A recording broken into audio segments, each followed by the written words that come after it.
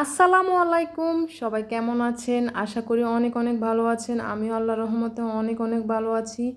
তো প্রত্যেক দিনের মতো আরেকটা নতুন ভিডিও নিয়ে চলে এলাম আপনাদের মাঝে। আজকে আমি একেবারে সকাল ভোর থেকে শুরু করব। এই যে সকাল সকাল ঘুম থেকে উঠে গেলাম। তারপরে এই যে কতটা ভোর দেখলে বাইরে বোঝা যায়। আমি কিন্তু এই যে রান্নার রুমে লাইট দিয়ে দিলাম। আর আমি কিন্তু প্রত্যেক দিনে এই ভোর সময়ে উঠি, ঠিক 5:30। তো এখন উঠে আমি তাড়াতাড়ি করে নাস্তা বানিয়ে নিব, কারণ আমাকে প্রত্যেক দিনে অ্যালার্ম দিয়ে উঠতে হয়। আমি মোবাইলে অ্যালার্ম দিয়ে রাখি ঘুম থেকে ওঠার জন্য। উঠে তারপরে যে নামাজ টামাজ পড়ে আমি এখানে রান্না চলে আসি, কারণ আমাকে তো নাস্তা বানাতে হবে খুব তাড়াতাড়ি। তো এই যে লাইটটা দিয়ে দিলাম, এত বড় উঠতে হয়, কি করব, নাস্তা তৈরি করতে হবে। তো আমি কিন্তু লাইটটা অফ করে দিয়ে দেখব, এই যে একটু অন্ধকার অন্ধকার হয়ে গেছে। তো আস্তে আস্তে আলো দিবে, একটু ফহর হবে। তো এখানে আমি এই যে রুটিগুলো বানিয়ে নিয়েছি, এখন নিয়ে সবগুলো এখন ছেঁকে নিচ্ছি। আমাকে প্রত্যেক দিনে কিন্তু এভাবে সকাল সকাল বড় বড় উঠে আমাকে যে নাস্তা তৈরি করতে হয়, কারণ আমার ছেলে আর তার বাবা একসাথে যাবে। তো এই জন্য আর কি বড় বড় উঠতে হয়। তো সকাল 7টার মধ্যে ওরা কিন্তু বের হয়ে যায়। তার আগে আমি নাস্তা তৈরি করে আমার ছেলেকে রেডি করে খাওয়া দাওয়া সব কিছু সম্পূর্ণ করে তারপর আমি রেডি করে দিই। তো আজকে আমি এই যে চা বানিয়ে নিয়েছি, আর এখানে সাথে আছে ডিম, রুটি। তা আমরা মধ্যবিত্ত ফ্যামিলিরা অল্পর মধ্যে যেভাবে সারতে পারি এতে সন্তুষ্ট। যেতটুকুই পারি অতটা বেশি আর করি না আর কি। তো এখানে আমি ছেলেকে নাস্তা খাওয়াই, তারপরে বিদায় দিলাম। ওই স্কুলে চলে গেছে তার বাবার সাথে। এখন এখানে তার বাবা কিন্তু কিছু ওই যে বাজার এনে দিয়েছে আমাকে। তো কী কী বাজার আনলো সেটা আমি কিন্তু এখনও দেখিনি। বাজারের ব্যাগটা আমি রেখে দিলাম, আর এখন সব কিছু খুলছি। এখানে যে মূলার শাক আনলো, তারপরে বেগুন, এই যে ফুলকপি। আসলে কি বলবো, শীত না আসতে শীতের যে সবজিগুলো সেগুলাই নিয়ে আসছে। মূলার শাক কিন্তু শীতকালীন সবজি, এগুলো শাকের মধ্যে পড়ে। ফুলকপি, মূলা, এগুলো কিন্তু শীতকালীন, তাও এখন শীত না আসার আগে সব কিছু নিয়ে এসেছে। আর ওইদিকে এগুলা বাজারগুলো আমি গুছিয়ে রাখলাম। তারপর আমার যে এখানে ছেলেরা দুজন মিলে খেলতেছে বারিন্দার মধ্যে। আমার বারিন্দাটা কিন্তু অনেকটাই বড় আছে, এল সাইজের। তো ওরা কিন্তু সুন্দরভাবে দুই ভাই খেলতে পারে এখানে। তো এরা এখানে বল খেলতেছে, অনেক খুশি দুই ভাইয়ে। অনেক বড় সড়ো যদি বারিন্দা থাকে আসলে বাচ্চারা খেলতে কিন্তু অনেক সুবিধা হয়। তা আমার এই বাসার মধ্যে কেন দুইটাই বারিন্দা কিন্তু বড়। এই বারিন্দাটা সবচেয়ে বেশি বড়, এল সাইজ। এই কারণে বাচ্চারা অনেক সুন্দর করে খেলতে পারে। তো ওরা দুজন খেলতেছে, আর এর পাকে আমি রান্নার কাজগুলো এখন সেরে নিচ্ছি। এখানে আমি আজকে মূলার শাক কেটে নিলাম, কারণ মূলার শাকটা ফ্রিজে রাখা যাবে না, এই জন্য আমি আজকে নিয়ে নিলাম। আর এই যে ফুলকপি, এখনকার শীতকালীন না হলেও কিন্তু ফুলকপির মধ্যে ফুলটা অল্প আর ডাঁটাটা বেশি। আমি অল্প স্বল্প একটু করে ডাঁটা নিয়ে নিয়েছি। আর এখানে যে সঙ্গে মাছ ভিজিয়ে দিয়েছি আমি ফুলকপির সাথে, এখানে ফাঙ্গাস মাছ দিয়ে রান্না করব। তো মাছটা এখনও ভিজেনি।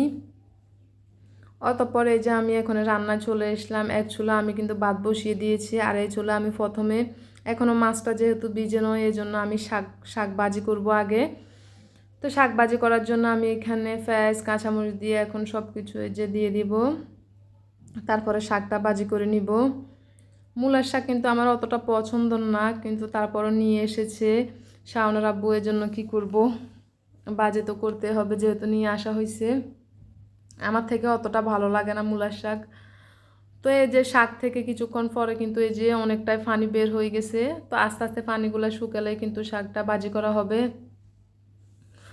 তো আমার যে বাজারগুলো নিয়ে এসেছে, আমি সব সময় কিন্তু আমার বাজার নিয়ে আসলে আমি অল্প স্বল্প করে যে কি রান্না করব সেগুলো আস্তে আস্তে করে রান্না করি, কারণ একসাথে আমি অত তরকারি রান্না করি না। আমি সব সময় চেষ্টা করি যে দুইটা তরকারি রান্না করার জন্য। তো আমি প্রত্যেক দিনে কিন্তু দুইটা তরকারি রান্না করি। অনেক সময় মাঝে মধ্যে যদি ওরকম কিছু না থাকে আমি এক তরকারি দিয়ে রান্না করি।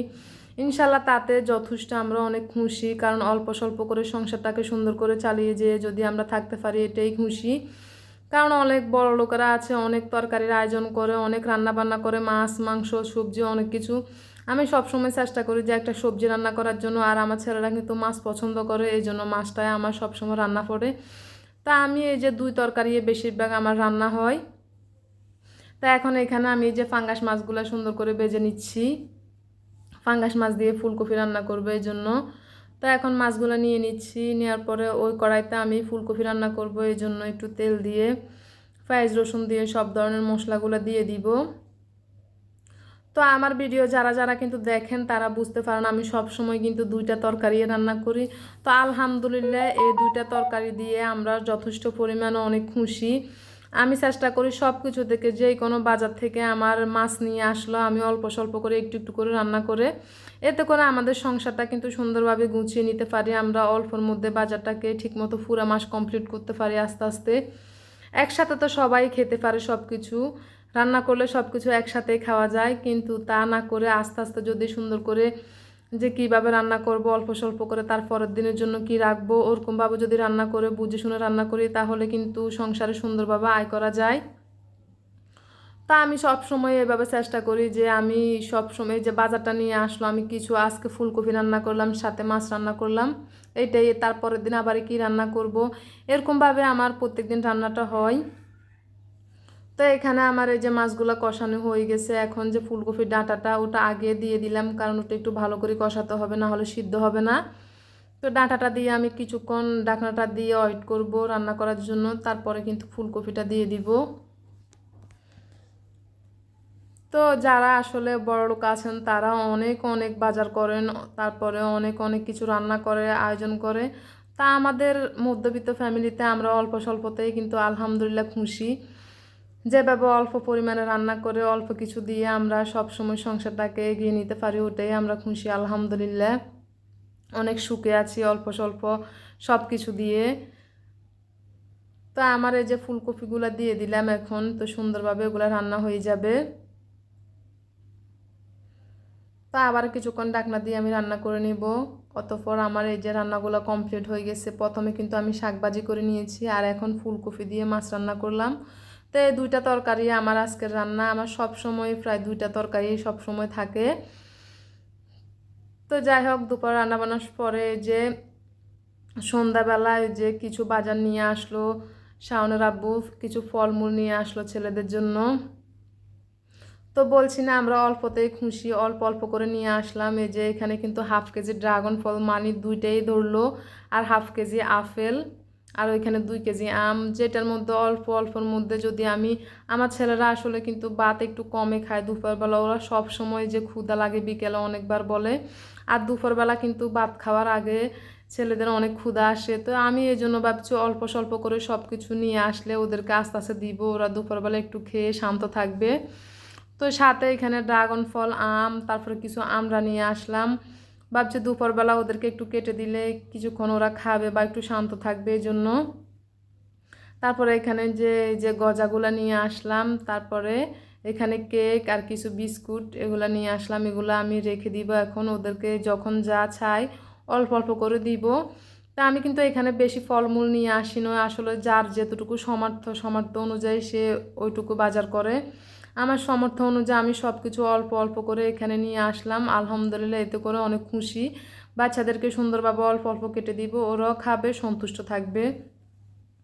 তো আমি এখানে বললাম না অল্প অল্প বাজার নিয়ে আসলাম, হাফ কেজি আপেল, 1 কেজি আমরা, তারপরে ড্রাগন ফল 2টা, এখানে 2 কেজি আম, বিস্কুট, কেক, কিছু গজা এগুলা নিয়ে আসলাম। আর ওদের খাওয়াটা আমি এখন এই যে বিস্কুটগুলো সুন্দরভাবে রেডি করে রাখছি, যাতে বাচ্চারা যখন বলো ক্ষুধা লাগবে তখন যে কোনো একটা কিছু ওদেরকে দিব, হয় কিছু সময় ফল কেটে দিব, না হয় এই যে কিছু বিস্কুট, কেক এগুলো দিয়ে দিব। তো এইভাবে আর কি। তা আমাদের আলহামদুলিল্লাহ আমরা অল্প স্বল্পতে সব কিছু সুন্দরভাবে রাখি আর খুশি থাকি। অত বেশি কিছু যার যা সামর্থ্য অনুযায়ী বেশি ছাওয়াটা আসলে উচিত না আমি মনে করি। তো এটুকুই আলহামদুলিল্লাহ, অনেক সুখে আছি, ভালো আছি, অল্পতে অনেক খুশি আলহামদুলিল্লাহ। তো সবাই ভালো থাকবেন, সুস্থ থাকবেন, আল্লাহ হাফেজ।